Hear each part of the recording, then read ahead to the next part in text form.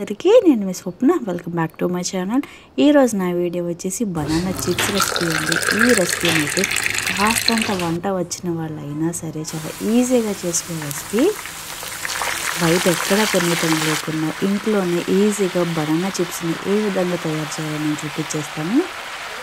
ఎక్కువ శ్రమ లేకుండా కష్టం అంతగానే లేకుండా 10 నిమిషాలు అయితే ఈ రెసిపీని నేను చాలా సింపుల్గా చూపించేస్తాను. వీడియోని ఎక్కడ స్కిప్ చేయకుండా ఫుల్ వీడియో చూడండి. ఈ రెసిపీ కోసం అయితే మనకు ఫస్ట్ కావాల్సిన ఐటెం అయితే పచ్చి బనానాలు, పచ్చి అరటిపళ్ళు. అవి కూడా కాస్త గట్టిగా ఉండాలండి. అవి మాత్రమే మనం చిప్స్ చేసుకునేటప్పుడు చాలా చక్కగా వస్తాయి. ఈ విధంగా చూసారు కదా ఎంత గట్టిగా ఉన్నాయో, పచ్చిగా ఉన్నాయి తీసుకున్నాను. ఈ విధంగా ఈ పచ్చిగా ఉన్న అరటికాయలు ఫస్ట్ చివర ఉన్న పార్ట్స్ని 2 విధంగా కట్ చేసుకోవాలి. ఇక్కడ నేను చూపిస్తున్నట్లు దాని మొత్తంలో ఇలా కొంచెం హైట్గా ఉంది కదా ఉబ్బెత్తుగా, ఆ పార్ట్లో సన్నగా ఈ విధంగా కట్ చేసుకుంటే ఆ సన్న లేయర్ని ఈ విధంగా మనం గోరుతో ఇలా పైకన్నట్లయితే ఈజీగా పైకి వచ్చేస్తుందండి. ఒక్కొక్క అరటికాయ అయితే రాదు, నాకు కొంచెం కష్టంగా అనిపించింది, కానీ సెకండ్ తీసేటప్పుడు కొంచెం ఈజీగా వచ్చేసింది. చిన్న ట్రిక్ మనకి యూజ్ చేస్తే అది ఈజీగా వచ్చేస్తుందండి. అది లోపల కల్లా ఘాటు పెట్టి కరెక్ట్గా మనం కట్ చేస్తే మనం పండిన బనానాని ఏ విధంగా మనం తీసేస్తామో ఆ పీల్ని సేమ్ అలానే వచ్చేసింది, కానీ కొంచెం గట్టిగా ఉంటుంది. ఒకవేళ మీకు ఇలా తీయడం కూడా కొంచెం కష్టం అనిపిస్తుంటే కనుక అందరిలో సహజంగా పిల్లర్ ఉంటుంది కదా, ఆ పిల్లర్తో ఆ గ్రీన్ ఉన్న పార్ట్ మొత్తం తీసేసుకున్నా కూడా వచ్చేస్తుందండి. అలా కాకపోయినా ఒకవేళ పిల్లర్ లేకపోయినా చాకుతో కానీ కత్తిపీటతో కానీ ఆ గ్రీన్ ఉన్న పార్ట్ని తీసేసినా బాగానే ఉంటుంది. నాకైతే చేతితో బాగానే వచ్చేసింది, కానీ కొంచెం కష్టమైన పని అంతే. ఒక చిన్న ట్రిక్ మనకి యూజ్ చేస్తే ఈజీగా వచ్చేస్తుందండి. చూసారు కదా, లోపల కర్లా పెట్టేసి ఆ గ్రీన్ది ఒక్కసారి ఇలా అంటే మొత్తం వచ్చేస్తుంది. ఎక్కడ కూడా గ్రీన్ పార్ట్ అనేది లేకుండా మొత్తం నీట్గా క్లియర్ చేసుకోవాలండి. అప్పుడైనా చిప్స్ నీట్గా వస్తాయి. చూసారు కదా, నా దగ్గర కొంచెం అది మిగిలి ఉంది, అది కూడా చాకుతో కట్ చేసుకున్నాను. ఎక్కడ కూడా గ్రీన్ లేకుండా చేసుకోవాలి. ఈ విధంగా తీసి పెట్టుకున్న ఈ రా బనానా మొత్తము వాటర్లో వేసుకుని పెట్టుకోవాలి. బయట ఉంచుకున్నారంటే అదంతా బ్లాక్ షేడ్ అయిపోతుంది, ఇది మాత్రం గుర్తుపెట్టుకోవాలి. ఈ విధంగా తీసి పెట్టుకున్న ఈ పచ్చి అరటికాయల మొత్తాన్ని వాటర్లో వేసుకుని కాసేపు వాటర్లో ఉంచుకోవాలి. ఆ వాటర్తో పాటు కాస్తంత సాల్ట్ వేసుకున్నా కూడా రంగే మారదండి. ఈ విధంగా వాటర్లో ఉంచేసుకున్న తర్వాత ఏమన్నా బ్లాక్ పాట్స్ ఎక్స్ట్రా ఉంటే ఈ విధంగా చేతితో కనుక ఇలా గోరుతో అన్నట్లయితే ఈజీగా మొత్తం బయటకు వచ్చేస్తుంది. నెక్స్ట్ వచ్చేసి ఒక చిన్న కప్ కానీ ఒక చిన్న గ్లాసులో కానీ ఒక 1/2 టేబుల్ స్పూన్ వరకు పసుపు, అలానే ఒక 1/2 టేబుల్ స్పూన్ వరకు సాల్ట్ యాడ్ చేసుకోవాలి. అందులోకి ఒక కప్పు నిండుగా వాటర్ యాడ్ చేసుకుని ఆ 2 బాగా కలిసేలాగా మిక్స్ చేసుకుని ఒక పక్కన పెట్టుకోవాలి. మెయిన్ ఐటెం అయితే ఇదేనండి. ఇంకా నెక్స్ట్ వచ్చేసి ఈ విధంగా మనం వాటర్లో ఉంచుకున్నాం కదా, అవి మొత్తం తీసేసుకుని ఎక్కడా కూడా తడి అనేది లేకుండా ఇవి మొత్తం మంచిగా డ్రై చేసుకోవాలి. ఇంకా నెక్స్ట్ వచ్చేసి ఇది చిప్స్ స్లైసర్ అండి, అందరికీ తెలిసే ఉంటుంది. ఇది కనుక ఉన్నట్లయితే ఎన్ని బనానా చిప్స్ అయినా సరే, ఎన్ని పొటాటో చిప్స్ అయినా సరే ఈజీగా ప్రిపేర్ చేసుకోవచ్చు. ఒకవేళ ఇది మీ దగ్గర లేకపోతే చాకుతోనే సన్నగా ఒక సన్న లేయర్లా కట్ చేసుకున్నా కూడా బాగానే ఉంటుంది. కానీ ఇది ఉంటే కొంచెం ఈజీ ప్రాసెస్ అంతే, కొంచెం తొందరగా పని అయిపోతుంది అంతే తేడా. మీ దగ్గర కొంచెం ఓపిక ఉన్నట్లయితే, మీ దగ్గర ఈ ఐటెం లేకపోతే చేతితో కట్ చేసుకున్నా కూడా బాగానే వస్తాయి చిప్స్. నేనైతే కొంచెం టెస్టింగ్ కోసం అయితే ఒకసారి ఈ విధంగా అన్ని చూస్తున్నాను ఎట్లా వస్తున్నాయి అని చెప్పేసి. చాలా షార్ప్ ఉందండి, చాలా నీట్గా వస్తున్నాయి కూడా, సన్న లేయర్ లాగా పడుతుంది. చూసారు కదా ఎంత సన్నగా ఉందో.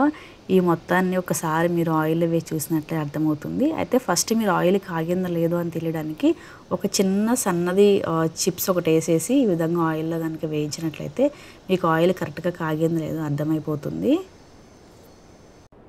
ఇంకా నెక్స్ట్ వచ్చేసి మనకు ఆల్రెడీ ఆయిల్ కాస్త వేడిగా ఉంది కదా, కాస్త కాదు బాగా వేడిగా ఉండాలి. ఈ వేడిగా ఉన్న ఆయిల్ పైకి ఇది మీద పెట్టేసుకుని, అంటే కొంచెం హైట్లో పెట్టేసుకుని నేను వీడియోలో ఏ విధంగా చూపిస్తున్నానో సేమ్ మీరు అలా చేసుకున్నట్లయితే మీరు చేసుకున్న బనానా చిప్స్ మొత్తం ఆయిల్లో పడి మంచిగా వేగుతాయండి. ఒకవేళ మీరు అలా కాకుండా ముందుగానే చిప్స్ మొత్తం ఒక ప్లేట్లో మొత్తము చిప్స్ తీసేసుకొని ఆయిల్ వేసినట్లయితే ఒకటొకటి అతుక్కుపోయి మంచిగా రాదండి. ఈ చిప్స్ ఆయిల్లో కాస్తంత వేయించుకున్న తర్వాత, అంటే వేయించడం అంటే ఫస్ట్ మనం వేసినప్పుడు ఆ బబుల్స్ ఎక్కువ వస్తాయి కదా, ఆయిల్ బబుల్స్, అవి మొత్తం పోయే వరకు మాత్రం వేయించుకోవాలి. అవి బుడగలు కొంచెం తగ్గిన తర్వాత ఫస్ట్ మనం ఒక గ్లాస్లోకి సాల్ట్ పసుపు యాడ్ చేసుకున్నాం కదా వాటర్తో కలిపి, ఆ వాటర్ని జస్ట్ 2-3 టీ స్పూన్ల వరకు దీనిలోకి యాడ్ చేసుకొని అది మొత్తం కలిసేలాగా అటు ఇటు తిప్పుకున్నామంటే ఉప్పు పసుపు ఆ లేస్ మొత్తానికి పట్టి ఇంకా చాలా టేస్టీగా ఉంటాయి. ఇవి ఆయిల్లో ఉన్నప్పుడే సాల్ట్ వాటర్ పసుపు వాటర్ వేసినట్లయితేనే ఈ చిప్స్ మొత్తానికి ఆ సాల్ట్ పట్టి ఆ పసుపు పట్టి మంచి కలర్ వస్తుంది, మంచి టేస్ట్ వస్తుంది.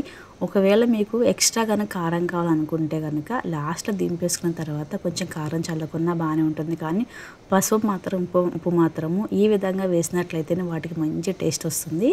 ఇది మాత్రం మరీ గుర్తుపెట్టుకోవాల్సిన విషయం. ఆయిల్లో వేయించుకున్న తర్వాత ఈ మొత్తం తీసి పక్కన పెట్టుకుని ఇంకా నెక్స్ట్ ప్రాసెస్ అండి, మిగిలిన బనానా చిప్స్ నేను ఇప్పుడు ఏ విధంగా తయారు చేసుకున్నానో సేమ్ అదే ప్రాసెస్లో మొత్తం తయారు చేసుకోవాలి. ఇంకా నెక్స్ట్ ప్రాసెస్ సేమే కదా, కానీ ఇది మాత్రము స్లైసరు కొంచెం హైట్లో పెట్టుకుంటేనే ఆ హైట్ నుంచి పడి ఆయిల్లో వేగినప్పుడే ఒకటికి అతుక్కోకుండా కొంచెం గ్యాప్స్ వస్తాయి. దగ్గరగా కనుక మీరు వేసుకున్నట్లయితే మొత్తం అతుక్కుపోతాయండి. ఇది మాత్రం గుర్తుపెట్టుకోవాలి. చిప్స్ మొత్తాన్ని పూర్తిగా చల్లారిన తర్వాత మాత్రమే స్టోర్ చేసుకోవాలి. కాస్త వేడిగున్న టైంలో కనుక మీరు స్టోర్ చేసుకుంటే వీటికి వచ్చే ఆవిరి మొత్తం ఆ బాక్స్ మొత్తానికి లేకపోతే ఆ డబ్బా మొత్తానికి పట్టేసి మెత్తబడిపోతాయి. ఇది మాత్రం గుర్తుపెట్టుకోవాలి. ఇక్కడ మీరు చూసినట్లయితే ఒకటి అతుక్కుపోయినాయి కదా, అవి మొత్తము ఆ స్లైసరు ఆయిల్ దగ్గరగా పెట్టి వేసినట్లయితే ఇలా మొత్తం అతుక్కుపోతాయండి. అదే స్లైసరు కొంచెం హైట్లో పెట్టి వేయించినట్లయితే ఆ హైట్ నుంచి పడి నేరుగా ఆయిల్లో పడి వేగుతాయి సింగిల్గా.